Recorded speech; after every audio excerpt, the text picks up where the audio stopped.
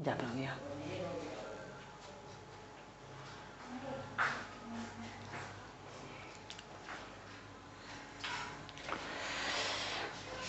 नमस्कार दोस्तों, जेबी study point के यूट्यूब चैनल में आपका बहुत बहुत हार्दिक स्वागत और अभिनंदन करता हूं। मैं देव कुमार, पीएचडी इतिहास, एक बार जीआरएफ 4 बार नेट पास।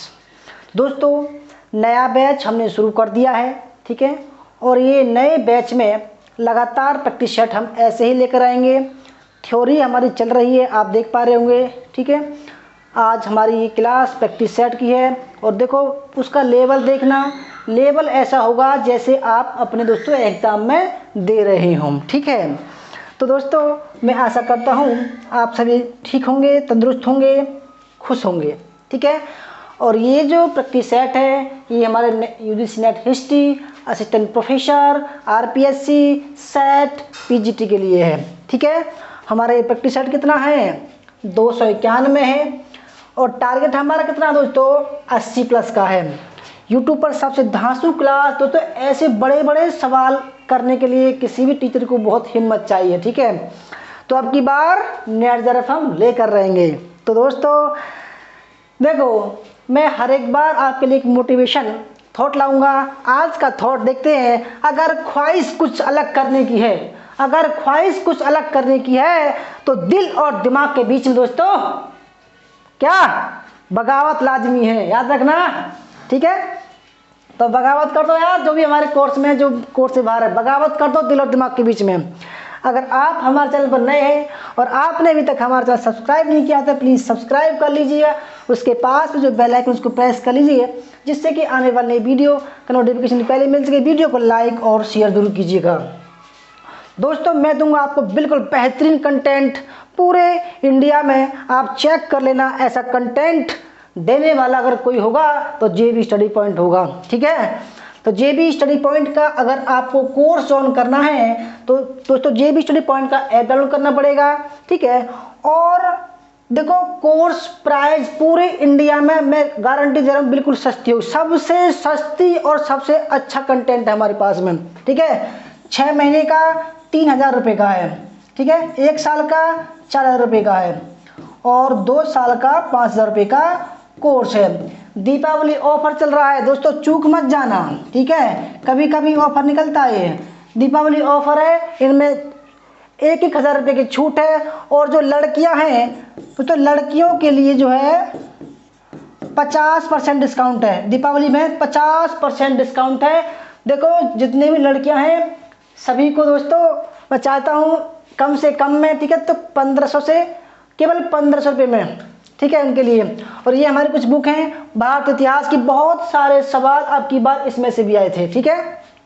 प्राचीन भारत का इतिहास और ये हमारा मध्यकालीन भारत का। जल्दी ही आधुनिक भारत, विश्व इतिहास और पेपर 1 का भी प्रैक्टिस सेट आने वाला है। दोस्तों चिंता ना करो, ऐसा धमाका होगा जेबी स्टडी पॉइंट की तरफ से। आप भी देखते रह जाओगे भाई कहाँ कितनी बढ़िया संस्था में आपने ज्वाइन किया। आइए तो शुरू करते हैं आज का प्रैक्टिस सेट, ठीक है। दोस्तों बने रहिए। पहला सवाल देखो, हर एक सवाल में कुछ ना कुछ ऐसी खासियत होगी जो आपको सोचने पर मजबूर कर देगी, ठीक है। बाइकोम दोस्तों, बाइकोम सत्याग्रह के बारे में कौन से कथन सही है, ठीक है। देखो, जैसा आपका एग्जाम ऐसे जेबी स्टडी पॉइंट पर सवाल, ठीक है। तो बाइकोम सत्याग्रह के बारे में कौन सा कथन सही है, ठीक है। बाइकोम देखो 2 ऑप्शन है इसमें और आपके सामने जो आपको आंसर देना है वो ABCD देना है। हर एक सवाल में आपको 30 सेकंड का समय है कमेंट करने के लिए। पहले आप कमेंट कीजिए, ठीक है, तब मैं आपको दोस्तों पहले समय आपके लिए, फिर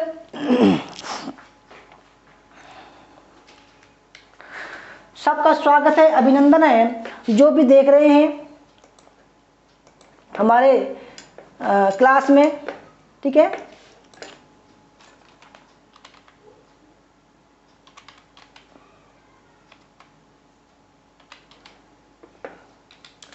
सबका स्वागत है, अभिनंदन है दोस्तों, ठीक है, जो भी देख रहे हैं, जिनमें पुष्पा जी, ठीक है, पुष्पा जी और सुमन जी, सालू जी, शीला जी, जो भी हमारे बैच में है दोस्तों सबका स्वागत है, अभिनंदन है। ठीक है, हिमांशी जी। तो दोस्तों देखो बात करते हैं बाइकोम सत्याग्रह। बाइकोम सत्याग्रह ये कहाँ हुआ था, सबसे पहले इसकी थोड़ा जांच पड़ताल करते हैं हम। ठीक है, बाइकोम सत्याग्रह, बाइकोम, ठीक है, गांधी जी प्लस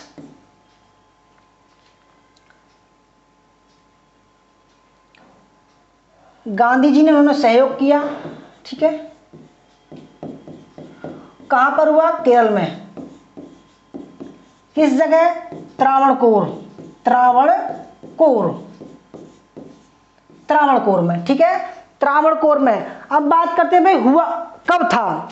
देखो ये 1924 में शुरू हुआ जुलाई में,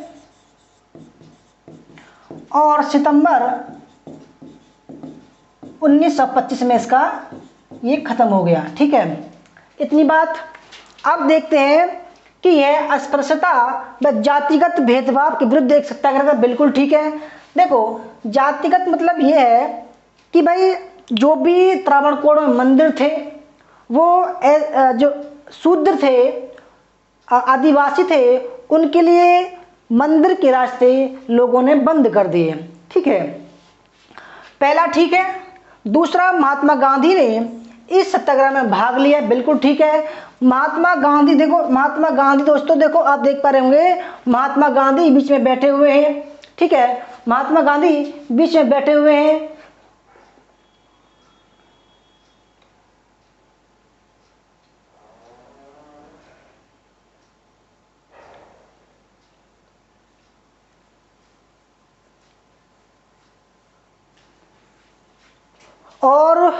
और भी सदस्य थे, तो जैसे कि मेनन, माधवन, केटी माधवन। ठीक है, तेलंग। तो इनके साथ में देखो ये मंदिर है, तो इन्होंने क्या किया, हिंदुओं ने कर दिया कि भाई जो भी छोटी कास्ट का है या शूद्र है, आदिवासी है, उनके लिए मंदिर के रास्ते उन्होंने बंद कर दिए। तो उन्होंने मंदिर में प्रवेश करने के लिए धरना दे दिया, जातिगत आंदोलन कर दिया, सत्याग्रह कर दिया। ठीक है, तो इसमें क्या हुआ, उसमें गांधी जी ने भी सत्याग्रह कर दिया। ठीक है, तो त्रावणकोर के राजा ने लोगों से बात की कि भाई जो भी हाई कास्ट के लोग थे, बड़ी जाति के लोग थे, उनसे बात की। फिर क्या हुआ दोस्तों, उनके लिए जो है मंदिर के दरवाजे खोल दिए गए। ठीक है, तो पहला भी ठीक है और इसमें भाग लिया, दूसरा भी ठीक है। तो इस हिसाब से ऑप्शन नंबर जो सी है राइट आंसर हो जाएगा। ठीक है, तो बढ़िया सवाल है और व्याख्या भी आप सभी को अच्छी लगी होगी। स्टार्ट 1935 में हुआ एंड 24 में हुआ और 25 में इसका खत्म हो गया, त्रावणकोर। क्वेश्चन नंबर दूसरा। ठीक है, क्वेश्चन नंबर दूसरा आपके सामने है।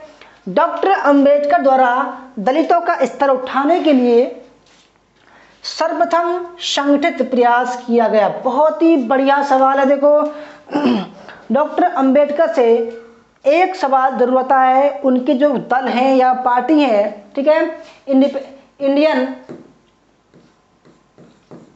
इंडियन लेबर पार्टी, ठीक है, लेबर दल, लेबर पार्टी। ठीक है, मैं बता रहा हूं।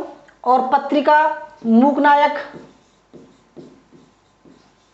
जनता, ठीक है, समता सैनिक दल,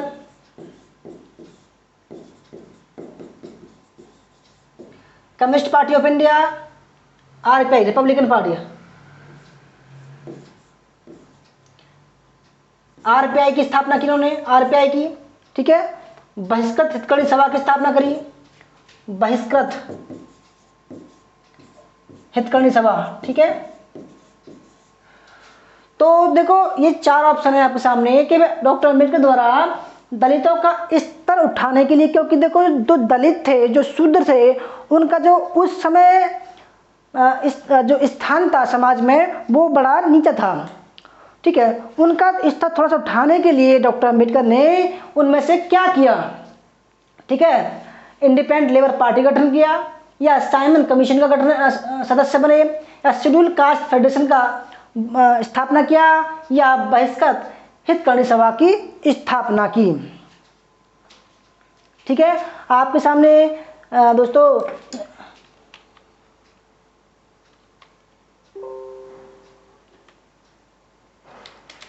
चार ऑप्शन आपके सामने।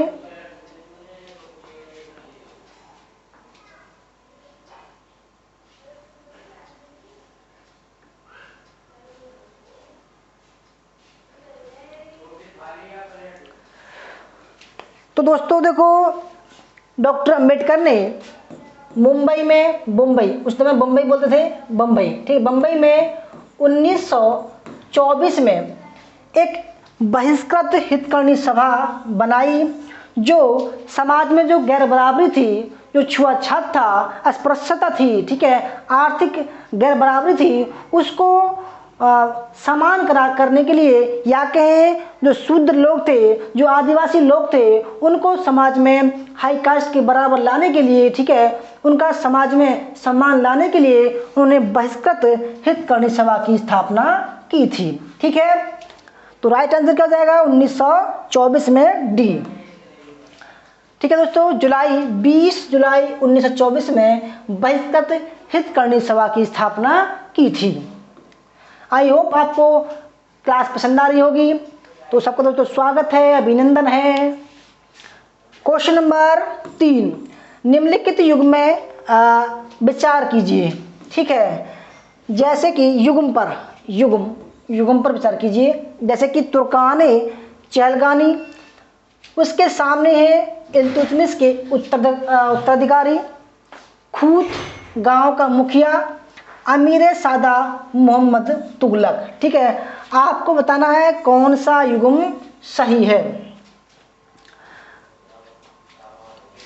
देखो दोस्तों, जो चहलगामी थे वो 40 सदस्य थे। ठीक है, किसने स्थापित किया?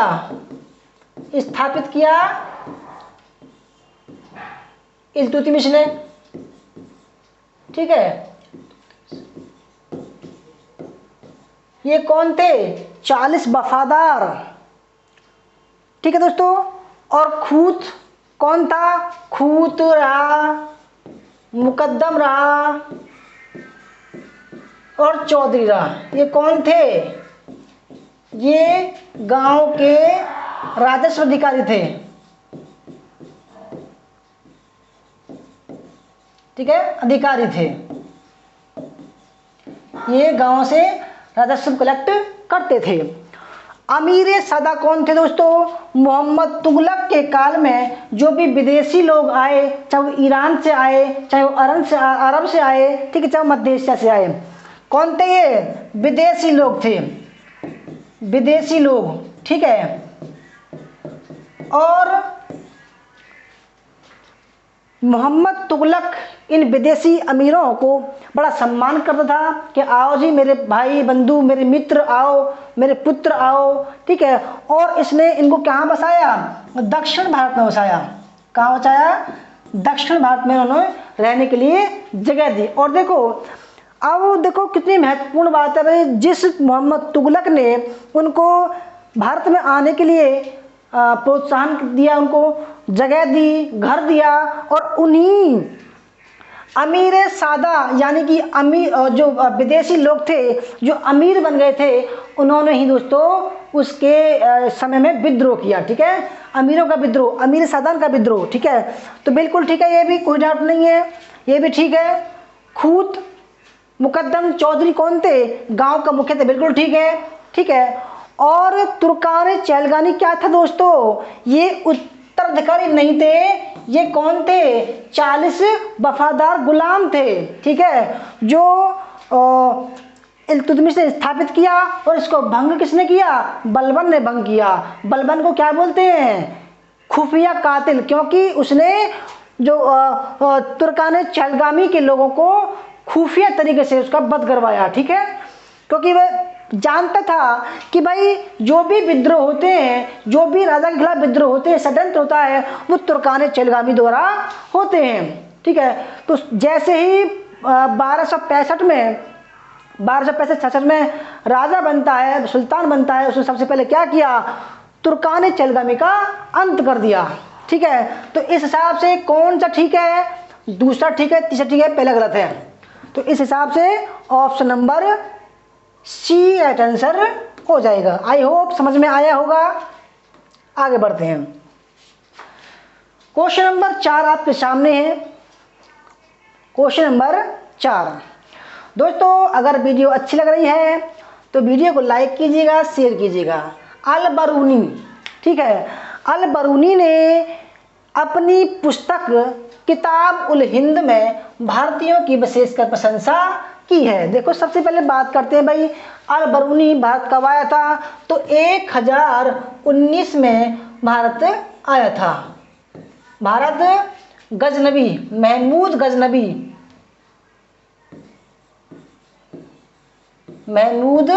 गजनबी के जो आक्रमण हुआ भारत, उसने जो भारत पर आक्रमण किया उसके साथ आया था। गजनबी, ठीक है, के साथ आया और वह भारत में रहा। भारत में सामाजिक अध्ययन किया उसने, राजनीतिक अध्ययन किया, धार्मिक अध्ययन किया। ठीक है, उसने दोस्तों उपनिषद पढ़े, धार्मिक ग्रंथ पढ़े, ठीक है, वेद पढ़े। कई सवाल बनते हैं कि भाई वेद पढ़ने वाला कौन है, धार्मिक पुराणों को पढ़ने वाला कौन है। ठीक है, बनारस में इसने कहता है कि जो बनारस है वो शिक्षा का केंद्र था उस समय। ठीक है, तो आपके सामने 4 ऑप्शन है कि भाई पहले चलो आप लगाइए आंसर थोड़ा सा मैं, ठीक है, फिर बताऊंगा आपको मैं। तो अल बरूनी ने अपनी पुस्तक किताब उल हिंद या तवारीख हिंद, ठीक है, में किसकी प्रशंसा की है। देखो, बढ़िया सवाल है, कई बार एग्जाम में आ चुका है ये सवाल। वह कहता है दोस्तों कि जो भारतीय लोग हैं अपनी ज्ञान संपदा के विनिमय तथा संप्रेषण में उच्च कोटि की प्रेरणा रखते हैं। वो कहता है कि भाई भारतीय लोग, भारत में ज्ञान का भंडार है, दुनिया के लोगों को भारत में आना पड़ता है, न कि भारत के लोग दुनिया में जाते हैं ज्ञान प्राप्त करने के लिए। ठीक है, तो देखो विशेषकर प्रशंसा तो की है, ठीक है, ये गलत नहीं है, सही है। दूसरा, एक शक्तिशाली व्यापारी वर्ग के उदयकरण में उच्च कोटि की प्रवणता, ये गलत है। ठीक है, दूसरा, पवित्र स्थानों पर तालाबों तथा जल संग्रहण कार्यों के निर्माण में उच्च कोटि की प्रवणता, ये भी ठीक है। लघु चित्रों की रचना में उच्च कोटि की प्रवणता के लिए देखो, इसमें विशेषकर उसने सबसे ज्यादा जो प्रशंसा की है वो की है ऑप्शन नंबर सी की। वह कहता है कि भारत में जो पवित्र स्थान है वहां पर तालाब, लोगों ने तालाब खोदे हुए हैं, जल को इकट्ठा किया हुआ है। ठीक है, और जल के निर्माण में जो उच्च कोटि की प्रवीणता जो दुनिया में कहीं भी नहीं है। ठीक है, वह जाति के बारे में बताता है और उसने सामाजिक वर्णन किया कि 7 जातियों में बटा हुआ था। ठीक है, धार्मिक वर्णन किया, वो कहता है कि शिक्षा का केंद्र बनारस था, मथुरा था। ठीक है, और कन्नौज उस समय जो है व्यापारिक क्षेत्र था। ठीक है, ऑप्शन नंबर इसका सी राइट आंसर हो जाएगा। अल बरूनी की पुस्तक दोस्तों, ठीक है, जिसने लिखा है। तो क्वेश्चन नंबर 5, मुरैना के समीप स्थित 64 योगिनी मंदिर, 64 यानी कि 64 योगिनी मंदिर के संदर्भ में निम्नलिखित कथनों में से सही का चयन कीजिए। देखो, मैं ऐसे ही सवाल लाऊंगा जो आपके एग्जाम में आ सके। ठीक है, खामा दोस्तों आपका समय खराब बिल्कुल नहीं करूंगा, क्योंकि समय आपका बहुत कीमती है। ठीक है, समय का विशेष ध्यान रखिएगा। देखो, अगर मेरे सवाल में आपको 10 से 20 सेकंड फालतू लग रहे हैं तो दोस्तों ये मत करना कि भाई फालतू लग रहा, क्योंकि यही समय आपको कुछ ना कुछ दे कर जाएगा। मैं आपके समय का ख्याल रखता हूँ, अपना भी समय ख्याल रखता हूँ। ठीक है, तो आपको बताना है कि भाई जो मुरैना के समीप जो 64 योगिनी का मंदिर है, ठीक है, तो उसके संदर्भ में आपको सही का चयन करना है। देखो ऐसे ही सवाल आपके एग्जाम में बिल्कुल लेटेस्ट सवाल है ये, और ऐसे बिल्कुल डिफरेंट सवाल। आपको ये भी पता लगेगा भाई, देखो जब आप एग्ज़ाम देते हो, नेट का देते हो, तो बिल्कुल डिफरेंट मिलता है एग्ज़ाम। फिर कहते हो यार पढ़ा हुआ नहीं आया, ये नहीं आया। देखो आपको प्रैक्टिस सेट देखो आप हमारे, ठीक है, बिल्कुल हूबहू ऐसे ही सवाल होंगे। तो मुरैना कहाँ दोस्तों? ये है मध्य प्रदेश में, ठीक है। मध्य प्रदेश में 64 योगिनी का मंदिर है, ठीक है। तो यह देखते हैं, आपको बताना है, सही का चयन करना था, ठीक है। तो यह कच्छप घाट राजवंश के शासन काल में निर्मित वर्ताकार मंदिर है, ठीक है। दूसरा, यह भारत में निर्मित एकमात्र वर्ताकार मंदिर है। गलत और भी हैं, ये गलत है, और भी हैं दोस्तों, मानते हैं हम ये जो है वर्ताकार मंदिर है, परंतु और भी हैं, और भी वर्ताकार हैं। तीसरा, इसका उद्देश्य है इस क्षेत्र में वैष्णव पूजा पद्धति को प्रोत्साहन देना था। गलत बात है, क्योंकि दोस्तों जो 64 योगिनी हैं ये 64 देवी हैं, ठीक है। जैसे कि तारा, मतंगड़, भैरव, काली, ये सभी 64 देवी हैं, ठीक है। और शैव, ये शैव जो जितने भी देवी हैं वो शैव से संबंधित हैं। इसके डिजाइन से यह लोकप्रिय धारणा बनी कि यह भारतीय संसद भवन के लिए प्रेरणा स्रोत रहा है। दोस्तों ये कच्छप घाट राजवंश के देवपाल ने बनवाया था। किसने बनाया था? देवपाल ने, ठीक है।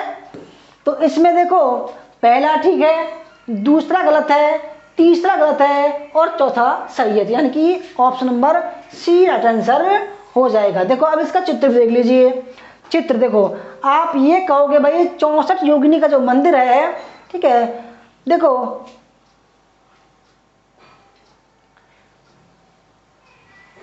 ये दोस्तों ये जो खम्भे हैं ये लगभग बहुत सारे हैं, ठीक है, परंतु ये 64 योगिनी का मंदिर है, ठीक है, और वृत्ताकार है, संसद भवन के आकार का है, संसद भवन के आकार का है, इसलिए जो है इसको 64 योगिनी और वृत्ताकार है ये, ठीक है, मुरैना में है। जैसे कि देखो 64 देवी हैं, बहुरूप, तारा, नर्मदा, यमुना, शांति, बारूणी, छेनकारी, इंद्री, ब्राणी, रणवीरा, बानासुकी। देखो ये पूरे इंडिया में दोस्तों कौन ही बताएगा कि भाई उसमें क्या क्या है। कालरात्रि, वैद्यरूपा, चर्चिका, बेतली, सरस्वती, कराकाली, घटबार, ज्वालाकामनी, वीर, महामाया, रति, कलकरी, सर्पसा, ठीक है, भद्रकाली, गांधार, सर्व, ठीक है, चामुंडा। तो ये सब जो है, ये देखो काली, ये सब 64 योगिनी देवी थी। क्वेश्चन नंबर 6, निम्नलिखित में से खजुराहो के मंदिरों की कला और स्थापत्य के बारे में कौन सा कथन सही नहीं है? देखो कितना बढ़िया सवाल है। अब अगर आपने खजुराहो मंदिर के बारे में पढ़ा होगा तो देखो आप सही लगाओगे, अगर नहीं पढ़ा होगा तो देखो आपके पल्ले नहीं पड़ेगा। देखो भाई, देखो बुरा मत मानना मैं कुछ बोलता हुई ऐसा हूँ। तो आपको दी जा रही है कितनी सेकंड? 30 सेकंड कमेंट करने के लिए। जल्दी जल्दी कमेंट कीजिएगा, ठीक है। और अपनी देखो नया बैच दोस्तों शुरू हो चुका है हमारा, ये नया बैच का प्रैक्टिस सेट है। और जो भी आज की क्लास में नए हैं सबका स्वागत है, पुराने हैं उनका भी स्वागत है। और दीपावली ऑफर चल रहा है दोस्तों, ज़रूर जो है ज्वाइन होइएगा और ऐसे ऐसे सवालों का आनंद लीजिएगा जो आपके एग्ज़ाम में आए, ठीक है। देखो टाइम खराब करने से अच्छा है कि भाई वो कंटेंट पढ़ें जो आपके एग्ज़ाम में और काम में आ सके। तो देखो पहले देखते हैं, इसे नागर शैली की स्थापत्य कला में बनाया गया था। देखो हमारे देश में कितनी शैली है? 3 शैली हैं, ठीक है, 3 शैली हैं मंदिर निर्माण की। कौन कौन सी? नागर, बेसर और द्रविड़, ये 3 शैली हैं, ठीक है। इसे नागर से बनाया, बिल्कुल ठीक है, ठीक है। मंदिर बलुआ पत्थर से बने, बिल्कुल ठीक है, बलुआ पत्थर, बलुआ पत्थर होता है, एक होता है लाल पत्थर, ठीक है, तो बलुआ पत्थर से बना था। तीसरा, स्तंभों और अभिलेखों का निर्माण महापाषाण से किया गया है। ठीक है, महापाषाण बड़े बड़े पत्थरों से किया गया है, बिल्कुल ठीक है। चौथा, खजुराहो के मंदिरों के अंदर भाग में कामुक कलाकृतियां हैं। देखो दोस्तों, अंदर नहीं, मंदिर के बाहर हैं। ठीक है, मंदिर का जो बाहरी आवरण है उसमें कामुक हैं। कामुक मतलब दोस्तों देखो, ये चित्र देखो ऐसे ही और खतरनाक चित्र जो है खजुराहो के मंदिर पे हैं। ठीक है, जो कामुकता है ये मंदिर के बाहरी आवरण पर है, अंदर नहीं है ये। क्वेश्चन नंबर 7, सत्य का चयन करें। ठीक है, सत्य का चयन करना है आपको। तो इसमें 2 कथन है और आपको 30 सेकंड मिल रहे हैं कमेंट करने। जल्दी जल्दी कमेंट कीजिए, देखते हैं कितने आप जानकार हैं इतिहास के। और देखो, अब अगर आप इतिहास में रुचि लेते हैं तो हमने एक ऑल इंडिया हिस्ट्री टेस्ट शुरू किया है। ठीक है, ऑल इंडिया हिस्ट्री टेस्ट शुरू किया है, आप ज़रूर उसमें दोस्तों रजिस्ट्रेशन कीजिएगा। प्रथम इनाम उसमें 1000 रुपये है, एक ट्रॉफी। ठीक है, दूसरा इनाम 751 रुपये एक ट्रॉफी, तीसरा इनाम 551 रुपये एक ट्रॉफी, चौथा 251, पाँचवा 151 रुपये एक ट्रॉफी और 6 से 10 तक 51 रुपये एक ट्रॉफी। और हमारे कोर्स में फ्री जॉइन होने का मौका है आपके पास में। ठीक है दोस्तों, हमारा JB स्टडी पॉइंट का ऐप डाउनलोड कीजिएगा, वहाँ पर 10 रुपये वाला एक रजिस्ट्रेशन कोर्स होगा, उसको ज्वाइन कर लीजिएगा और 25 तारीख को रात 9 बजे जो है आपका टेस्ट होगा। ठीक है, आशा करता हूँ आप ज़्यादा से ज़्यादा उसमें ज्वाइन होइएगा और अपने देखो, अगर उसमें दोस्तों आप टॉप 10 में आ गए तो देखो आपको कॉन्फिडेंस भी बढ़ेगा, ट्रॉफी भी मिलेगी, कोर्स में फ्री ज्वाइन हो जाओगे आप और आपको इनाम भी मिलेगा। तो देखो, सत्य का चयन करना है। जैसे कि पहला ऑप्शन है कि बेंगी के चालुक्य शासक विमलादित्य का विवाह चोल शासक राजराज प्रथम की पुत्री कुंदबे से हुआ था, जिससे राजराज नामक पुत्र उत्पन्न होते। बिल्कुल ठीक है, कोई भी डाउट नहीं है, पहला ठीक है। ठीक है दोस्तों, और दूसरा, बेंगी के चालुक्य शासक राजराज सेकंड का विवाह चोल शासक राजेंद्र प्रथम की पुत्री अमंगा देवी से हुआ, इनका पुत्र राजेंद्र सेकंड हुआ। बिल्कुल राइट है, कोई भी डाउट नहीं है। तो इस हिसाब से ए राइट आंसर हो जाएगा, यानी कि दोनों सत्य हैं।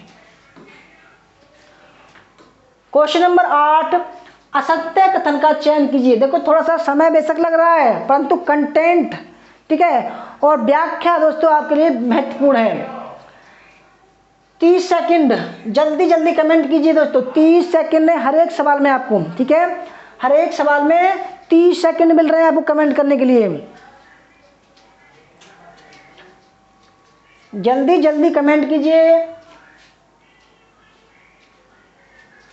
पहले देखते हैं, सातवाहनों द्वारा प्रारंभिक भूमि अनुदान ब्राह्मण धर्मियों को दिए गए थे। ठीक है, बिल्कुल ठीक है।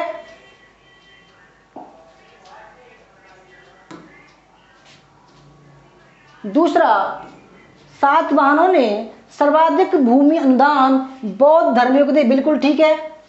तीसरा, स्तूप परंपरा मात्र बौद्ध धर्म तक सीमित रही। गलत बात है दोस्तों, तो जो स्तूप थे वो हिंदू के भी हैं, ठीक है, बौद्ध के भी हैं, जैन के भी हैं, ठीक है, केवल हिंदू नहीं थे, ये गलत हो जाएगा। देखो, पहला ठीक है क्योंकि सातकर्णी प्रथम की गौतमीपुत्र सातकर्णी जो गौतमी का पुत्र था सातकर्णी प्रथम उसकी पत्नी का नाम था, क्या था, नागनिका। नागनिका का दोस्तों कौन सा अभिलेख था, नाना घाट अभिलेख, याद रखिएगा, नाना घाट अभिलेख। देखो, मेरे पास दोस्तों कोई ट्रिक नहीं है, परंतु मैं जब ऐसा पढ़ाऊंगा आपको कि जिंदगी भर याद रखोगे। देखो, ट्रिक ज़्यादा काम नहीं करती है, आप रटो मत यार, उसको समझो, जब समझ जाओगे ऑटोमेटिक आपको रट जाएगा। नाना घाट का नागनिका का नाना घाट अभिलेख में सबसे पहले सर्वप्रथम किसका उल्लेख है? भूमि दान का उल्लेख है, भूमि दान का। देखो रटन विद्या कभी काम नहीं आती दोस्तों, ठीक है, रट लोगे और थोड़ा सा आपने गैप किया तो भूल जाओगे सब चीज़ को। तो नागनिगा, सातकर्णी प्रथम का नागनिगा जो पत्नी थी उसका नानागढ़ अभिलेख में सबसे पहले भूमि दान का उल्लेख मिलता है। तो पहला भी ठीक है, ठीक है, दूसरा भी ठीक है। तो इस हिसाब से जो असत्य था वो कौन सा था? केवल 3, यानी कि ऑप्शन नंबर ए, ठीक है। क्वेश्चन नंबर 9, सत्य कथन का चयन कीजिए, सत्य कथन का चयन कीजिए। देखो 30 सेकंड फिर मिल रहे हैं आपको कमेंट करने, जल्दी जल्दी कमेंट कीजिएगा, ठीक है दोस्तों। ऐसे ही आपको डेली आपको टेस्ट कराऊंगा, मैं प्रैक्टिस शेयर कराऊंगा, ठीक है, और ऐसी क्लास कराऊंगा। बस ज़रूरत है कि आप हमारा कोर्स ज्वाइन कीजिएगा, ठीक है, ज्वाइन कीजिएगा। और देखो जो भी आपको ऑफर मिल रहा है उसका फ़ायदा उठाइएगा। कूपन आपको मिलेगा 1000 रुपये का, जो भी लड़के हैं उनके लिए, और जो लड़कियां हैं उनके लिए 50%, पूरे 50% का ऑफर है, ठीक है। देखो पूरे इंडिया में सबसे सस्ता कोर्स और सबसे दमदार कोर्स जेबी स्टडी पॉइंट पर है। तो देखो आइए देखते हैं, भारत में सर्वप्रथम कुषाण सत्ता का जो वास्तविक संस्थापक था कौन था? बिम कड़फिशिस था, बिल्कुल ठीक है। देखो दोस्तों आप कहोगे भाई कुजल कड़फिशिस था, परंतु देखो जो भारत में सर्वप्रथम कुषाण सत्ता का जो संस्थापक था वो कौन था? बिम कड़फिशिस था। बेशक कुषाण वंश का जो संस्थापक था वो था कुजुल कड़फिशिस, परंतु भारत में वास्तविक सत्ता का संस्थापक कौन था? बिम कड़फिशिस था। इसने सोने और तांबे के सिक्के जारी किए थे, ठीक है। दूसरा, पहला ठीक है, बिम कड़फिशिस द्वारा जारी की गए स्वर्ण मुद्राओं का भार 121 ग्राम, गलत बात है, 121 नहीं 124 ग्राम था, ठीक है, 124 ग्राम किसके चला जुने। तीसरा, बिम कड़फिशिस मुद्राओं पर यूनानी तथा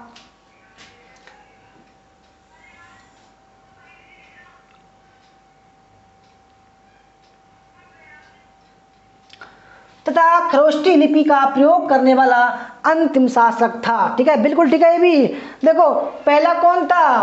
पहला था कुजुल कड़फिशिस,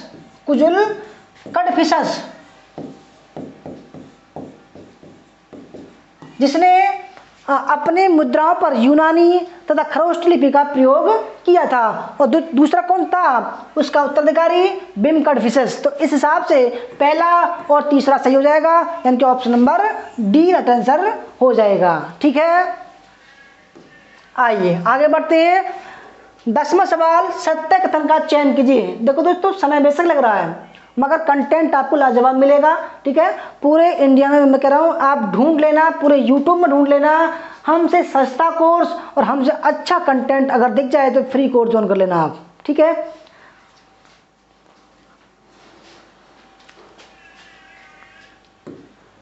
दोस्तों मैंने कुछ बच्चों ने बताया कि भाई जो दूसरे यूट्यूब वाले हैं मेरी बुराई करते हैं भाई मैं तो हाथ जोड़ से बोल रहा हूँ भाई, मेरी बुराई खूब करो आप, देखो मुझे फ़र्क नहीं पड़ता है दोस्तों। मैं देखो जो इंसान आलोचना से घबरा गया वो इंसान नहीं होता।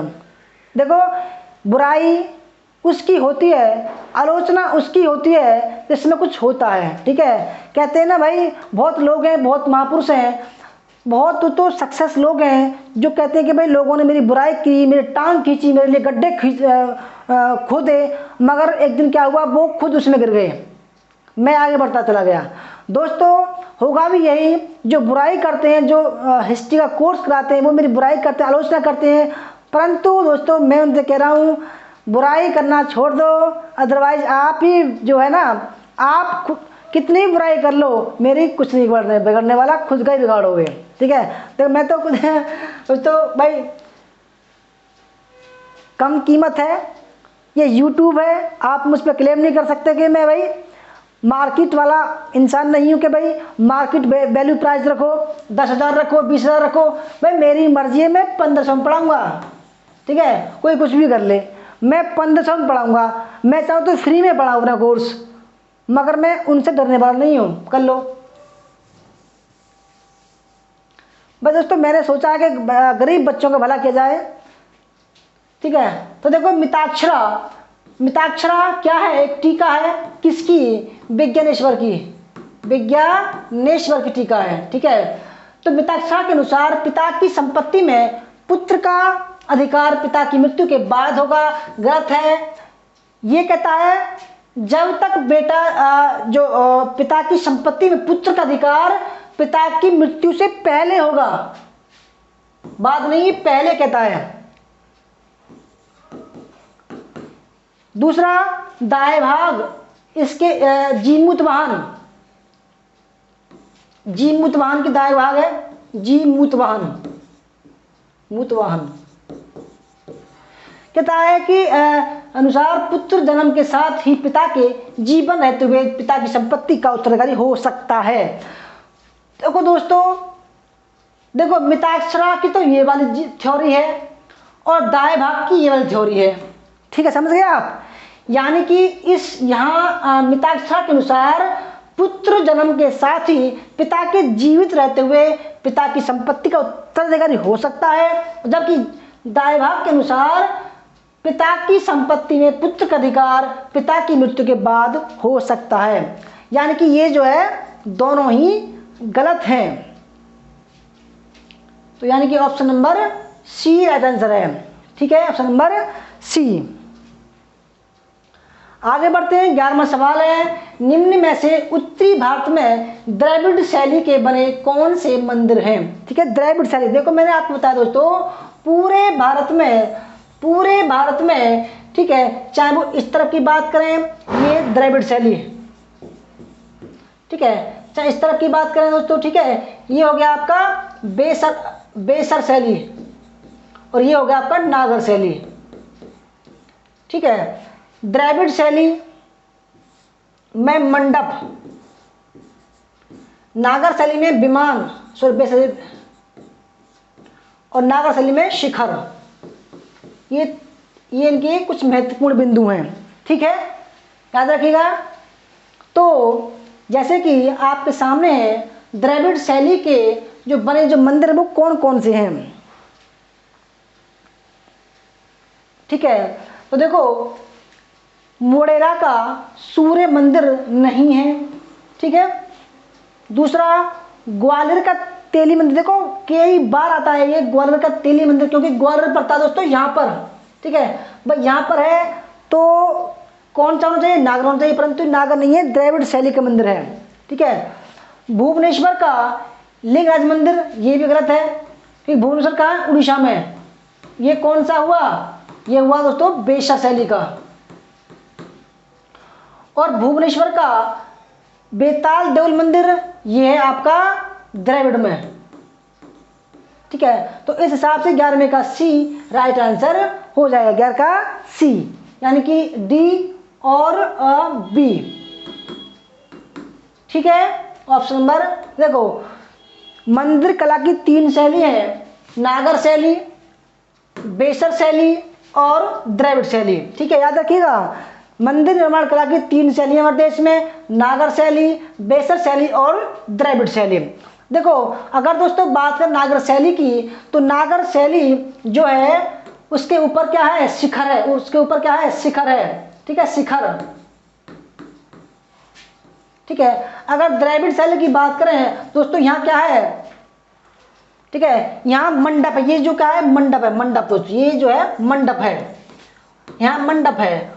और अगर बेसर शैली की बात करें तो यहाँ क्या है? तो देखो ये विमान टाइप है, इस तरीके से ऊपर होता गया है, ऊपर से ये पतला होता गया है, ठीक है। तो यहाँ क्या है? यहाँ है विमान का आकार का, ठीक है, और यहाँ है बिल्कुल गोलाकार। तो इतना अंतर है, याद रखिएगा।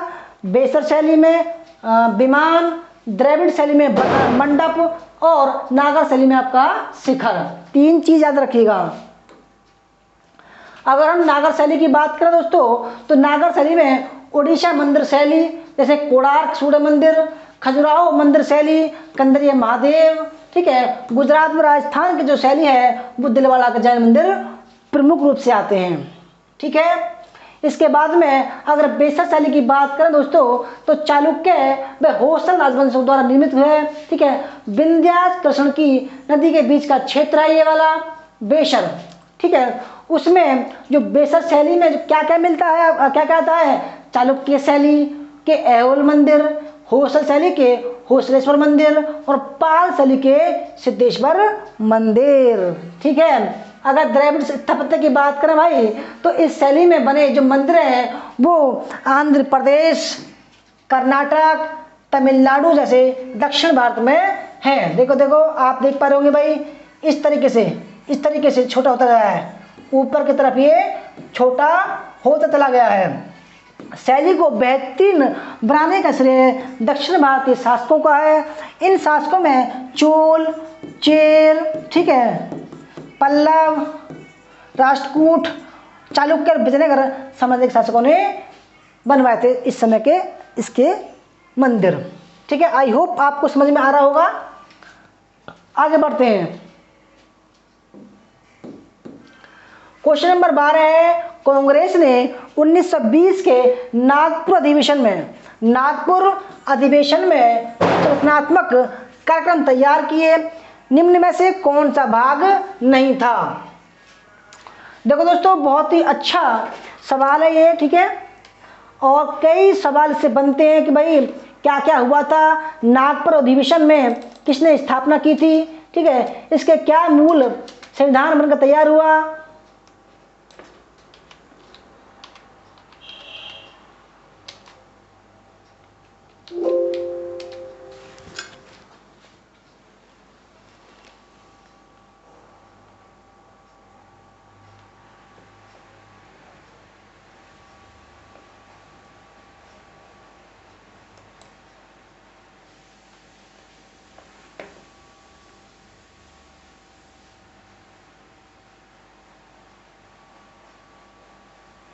बढ़िया सवाल एकदम।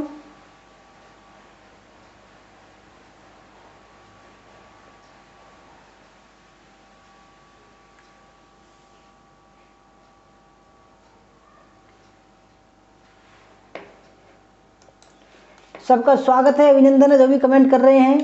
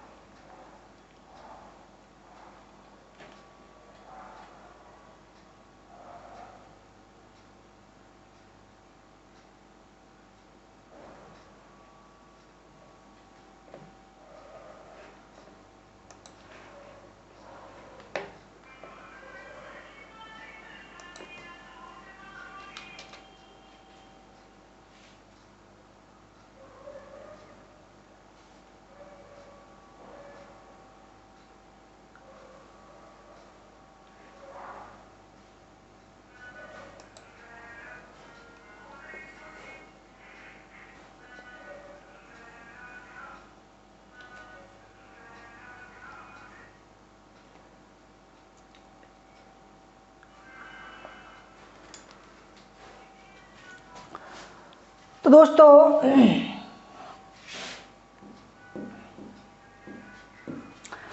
पहले देखते हैं, भाषाई आधार पर प्रांतीय कांग्रेस समिति का पुनर्गठन किया गया, बिल्कुल ठीक है। और देखो यहाँ क्या हुआ, यहाँ कांग्रेस का संविधान बनकर तैयार हुआ, संविधान, ठीक है। और सदस्य बनने की जो न्यूनतम आयु है, सदस्य बनने की, कांग्रेस के सदस्य बनने की जो न्यूनतम आयु है वो 18 वर्ष की गई, ठीक है। और 300 सदस्यों वाली अखिल भारतीय कांग्रेस समिति गठन किया गया। ये 350 बोल रहा तो यही गलत हो जाएगा। सभी वयस्कों को कांग्रेस की सदस्यता प्रदान करना, ठीक है। इसका 1 रुपये जो है सदस्य चार्ज था उस समय। हिंदुओं में अस्पृश्यता का निवारण करने का प्लान था, क्योंकि उस समय क्या हो रहा था दोस्तों, जो अस्पृश्य लोग थे, जो शूद्र लोग थे, वो कांग्रेस से और हिंदू समाज से नाराज थे। इसलिए उन्होंने क्या किया कि भाई अब जो है हिंदुओं में अस्पृश्यता लोगों को भी इससे जोड़ा जाए। ठीक है, तो कौन सा नहीं था? तो नंबर बी नहीं था। आगे देखते हैं। और दोस्तों एक बात मैं भूल गया, चक्रवर्ती विजय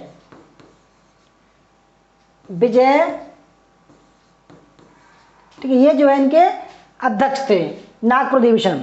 क्वेश्चन नंबर 13 है, निम्नलिखित में कौन सही नहीं है? कौन सही नहीं है दोस्तों? टाइम देख ले एक बार जी, टाइम है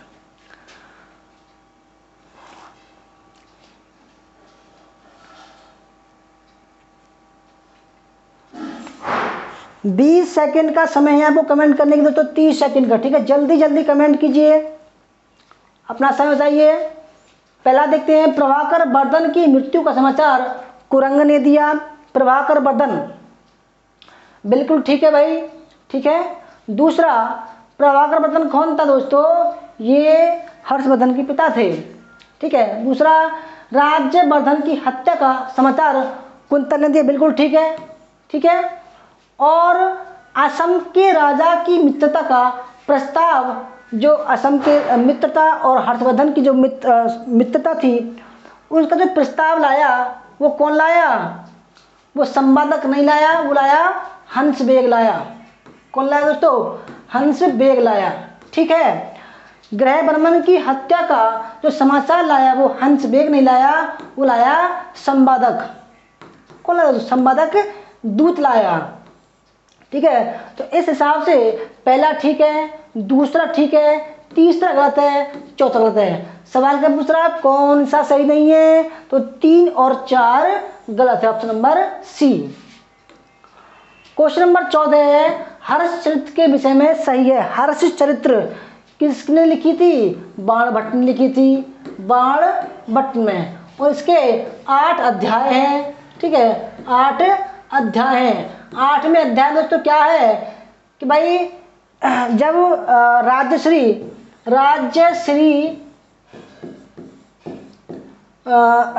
जब सती होने वाली थी, तब उस दृष्टांत का वर्णन है उसमें, सती का वर्णन। ठीक है। और आदिवासी जातियों का वर्णन। ठीक है। तो देखो, इतना बढ़िया आज का प्रैक्टिस सेट है। आई होप आपको समझ में आ रहा होगा। ठीक है दोस्तों, 30 सेकंड है कमेंट करने के लिए। तो पहले देखते हैं, बाणभट्ट अपने नायक की वंश परंपरा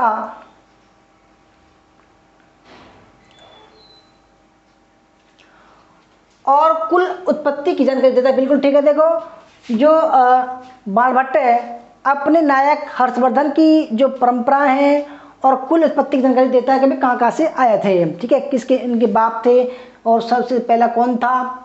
पुष्यमित्र था, पुष्यवर्धन।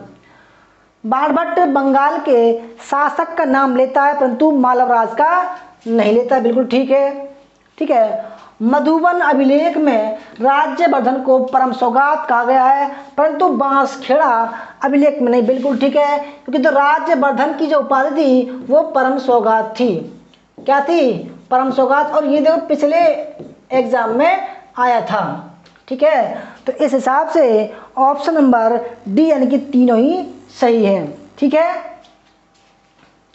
आगे बढ़ते हैं। क्वेश्चन नंबर 15, भारतीय अर्थव्यवस्था का उदारीकरण, ठीक है, निजीकरण तथा वैश्वीकरण से संबंधित निम्न में से कौन सा कथन असत्य है? बढ़िया सवाल, एकदम बेहतरीन सवाल, एकदम नया। ठीक है, बिल्कुल नया सवाल है दोस्तों आपके लिए। देखो आजकल यार ऐसे ही सवाल आ रहे हैं, बिल्कुल लीक से हटकर, जो आपने सोचा भी नहीं होगा वो सवाल आ रहे हैं। तो मैंने सोचा भाई ऐसे ही सवाल लाया जाए आपके लिए, ताकि आपको कुछ अच्छा कंटेंट मिले।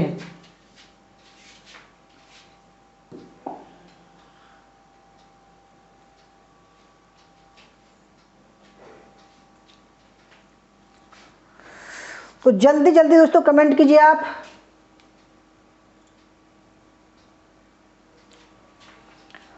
पहले देखते हैं, निजीकरण से तात्पर्य सार्वजनिक उपक्रमों का विनिवेशीकरण है। ठीक है, बिल्कुल ठीक है। निजीकरण मतलब प्राइवेटीकरण। ठीक है, तात्पर्य है सार्वजनिक उपक्रमों का विनिवेशीकरण है, यानी कि उनको दोस्तों सार्वजनिक को जो है उन पर थोड़ा सा दबाव कम करना। ठीक है, और निजीकरण प्राइवेटीकरण है। ठीक है, आप सभी को पता होगा। दूसरा, वैश्वीकरण का तात्पर्य है स्थानीय अर्थव्यवस्था का वैश्विक अर्थव्यवस्था से जुड़ाव।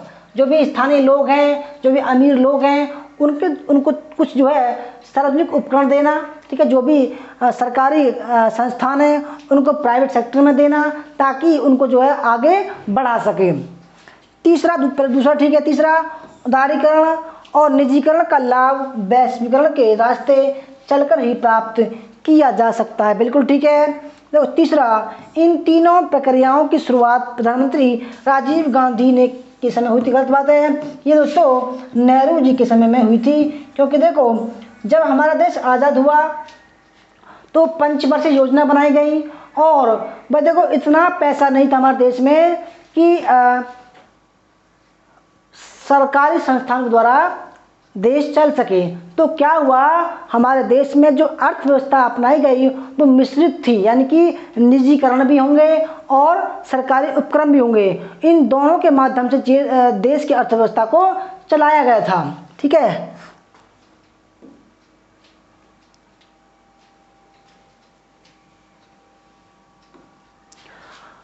क्वेश्चन नंबर 16 है, मुद्रा तथा विनिमय से संबंधित निम्न में से असत्य कथन का चयन कीजिए। ठीक है दोस्तों, जल्दी जल्दी कमेंट कीजिए। ठीक है, जल्दी जल्दी।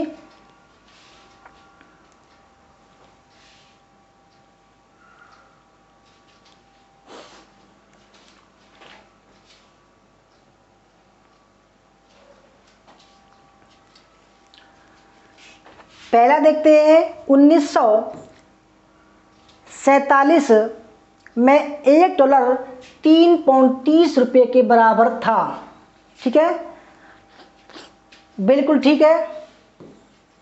दूसरा, 1949 में भारत सरकार ने ₹1 का नया नोट छापा। बिल्कुल ठीक है। तीसरा, 1861 के पेपर करेंसी एक्ट द्वारा कागज की मुद्रा छापने का प्रावधान बनाया। बिल्कुल ठीक है।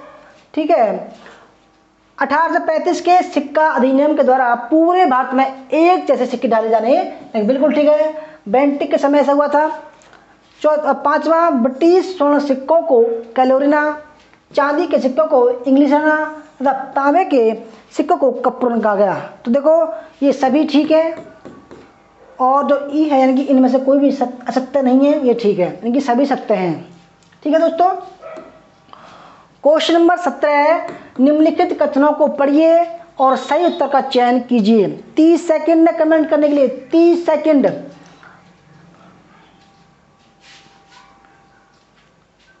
जल्दी जल्दी कमेंट कीजिए दोस्तों। देखो आपको, मुझे टाइम लगेगा, आप फटाफट कर दोगे। आपको पढ़ना है, मुझको समझाना है। नरेंद्र मंडल क्या था? चैम्बर ऑफ प्रिंसेस,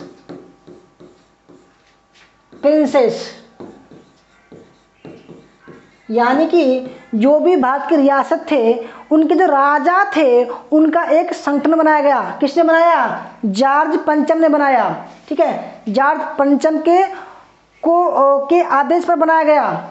उसको बोला गया है नरेंद्र मंडल।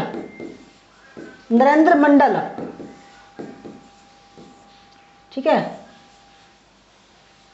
नरेंद्र मंडल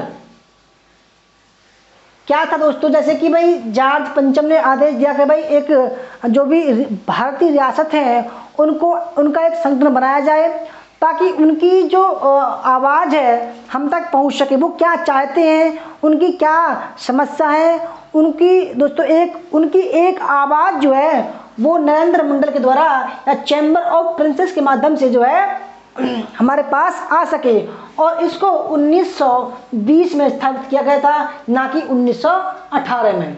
ठीक है जी।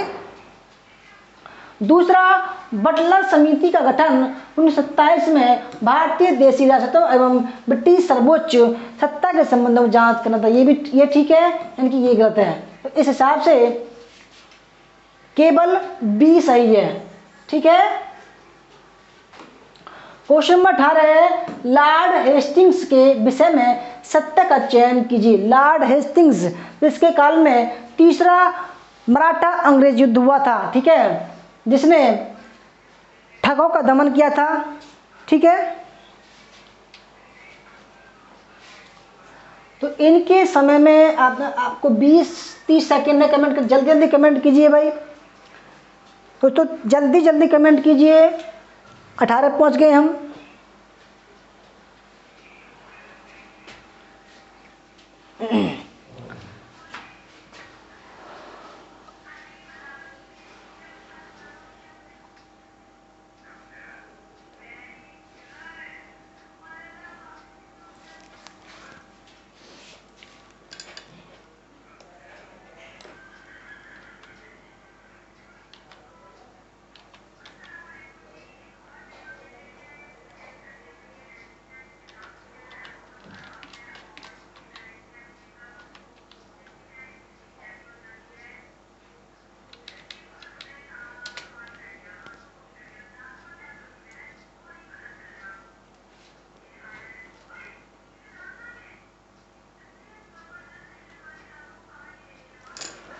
तो दोस्तों देखो, इनके समय में आंग्ल नेपाल युद्ध 1814-16 में हुआ, बिल्कुल ठीक है।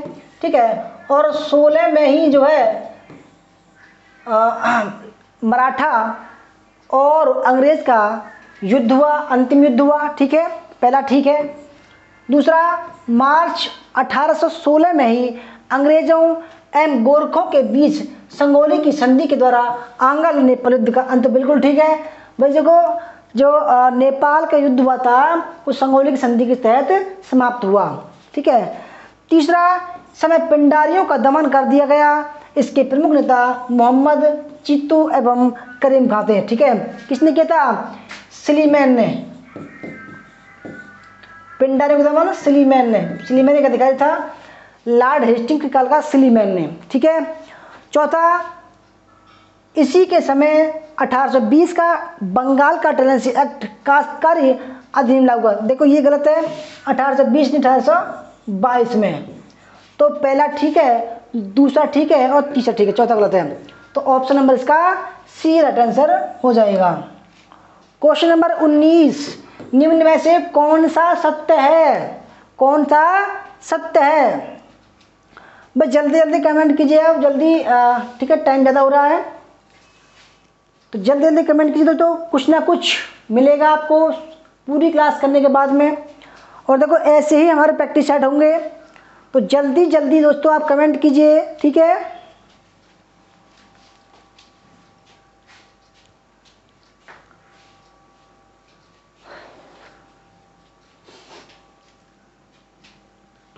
पहला, 1211 में इल्तुतमिश ने सल्तनत राजधानी को लाहौर से दिल्ली स्थानांतरित किया, बिल्कुल ठीक है, कोई भी डाउट नहीं है इसमें। ठीक है। यह जानकारी इस्लामीकृत फुतूहत उस सलातीन में बढ़, बिल्कुल ठीक है। तीसरा, फुतूह सलातीन का अन्य नाम शाहनामा ए हिंद, बिल्कुल ठीक है, यानी कि ऑप्शन नंबर इसका सी राइट आंसर हो जाएगा।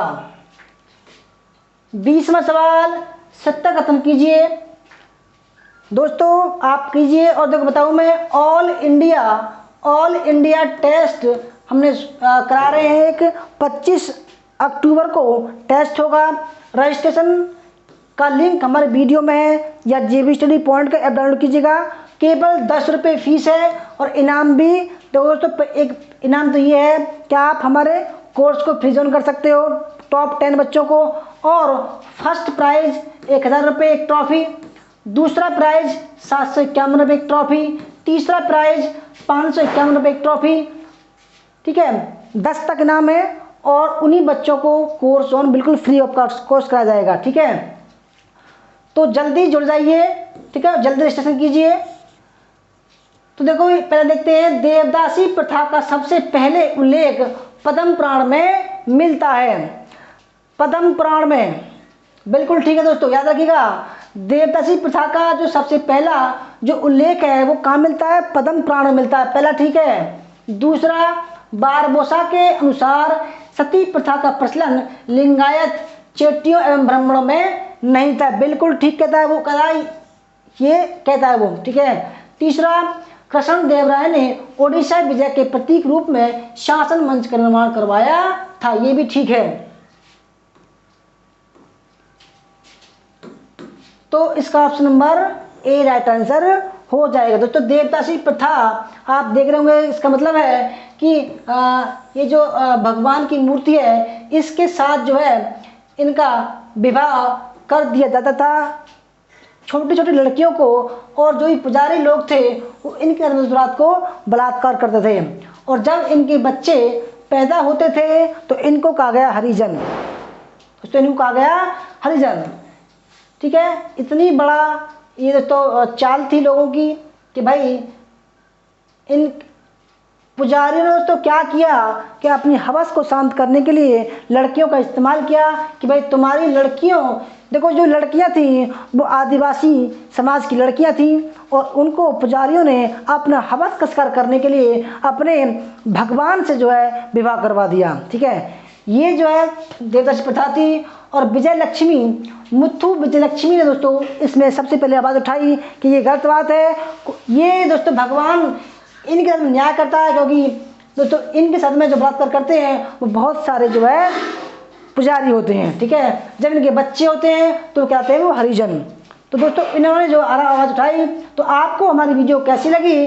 अच्छी लगी तो लाइक करना, शेयर करना, और देखो अगर किसी को हमारा कोर्स ज्वाइन करना है, ठीक है दोस्तों, तो 6 महीने का course math history plus paper 1 का 3000 रुपये का है, 1 साल का 4000 रुपये का है, और 2 साल का 5000 रुपये का कोर्स है, ठीक है। अभी दोस्तों दीपावली ऑफर चल रहा है। दीपावली ऑफर सभी में 1000 रुपये की छूट है लड़कों के लिए, और लड़कियों के लिए 50% का डिस्काउंट है, ठीक है। हमारा नंबर है 8218345167, संपर्क कर सकते हो। अगर इसकी पीडीएफ चाहते हो तो जेबी स्टडी पॉइंट के ऐप डाउनलोड कीजिएगा और इसकी पीडीएफ डाउनलोड कर सकते हो, और वहीं पर आपको हमारा कोर्स मिलेगा, और वहीं पर आपको ऑल इंडिया टेस्ट का रजिस्ट्रेशन मिलेगा। धन्यवाद दोस्तों, क्लास करने के लिए। अच्छी लगी हो तो लाइक करना, शेयर करना, कमेंट करना। मिलते हैं कल 9 बजे। धन्यवाद। जय हिंद, जय भारत, वंदे मातरम।